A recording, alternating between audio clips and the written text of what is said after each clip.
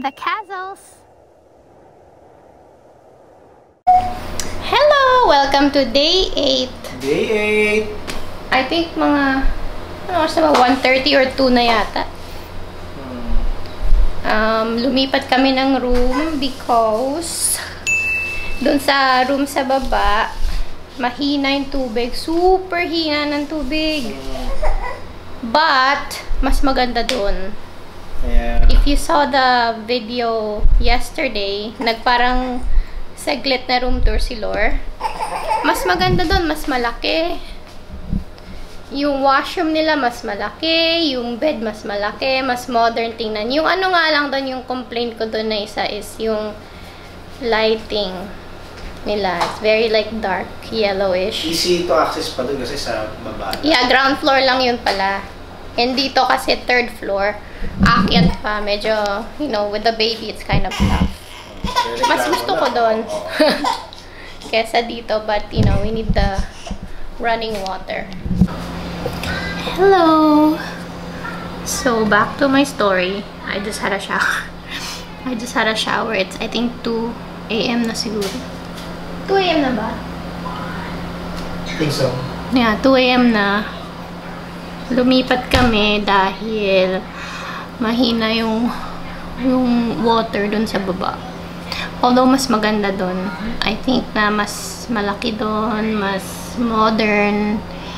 And downstairs, meron silang parang sofa and malamig according to Lore. Yan, mas malamig yung AC dun. And nasa ground floor siya. So, very convenient with the baby. Dito kasi 3rd floor nilipatan namin. So, ngayon nakapag-shower na ako 2 a.m. Ang ginawa kasi namin, we woke up at 3 a.m. yesterday. Then, we left the condo mga 5:15. And then, everything, like, nakapag-check-in na kami. Waiting na kami sa boarding.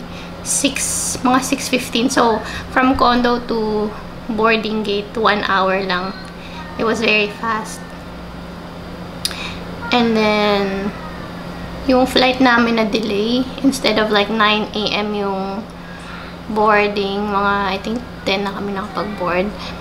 Pero yung flight, it felt very short. It's supposed to be 45 minutes. But, we felt like it was only 15 to 20 minutes. It was that fast. So, when we got to Boracay, I think it was already past 12 na yata, or 1. We just had lunch at Andox. And then we went back to the hotel. And natulog lang kami ni baby hanggang 12 midnight na. Yun lang. Like, we missed the first night here in Boracay. We didn't even go out. We just slept. Pati si baby, she was very tired. Kasi hindi siya nakatulog nang talagang straight na mahaba.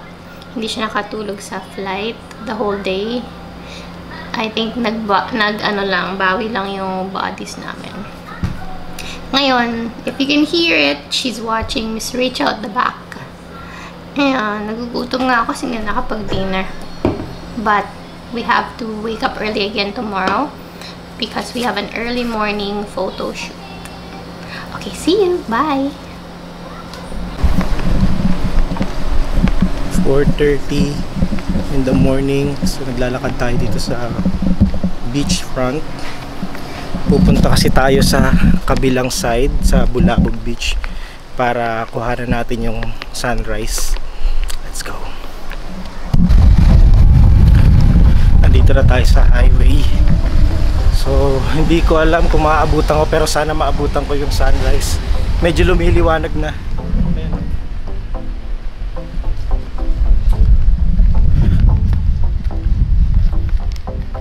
Yeah, tatawid tayo. Doon tayo pupunta sa beach na yan. I think makakaabot tayo.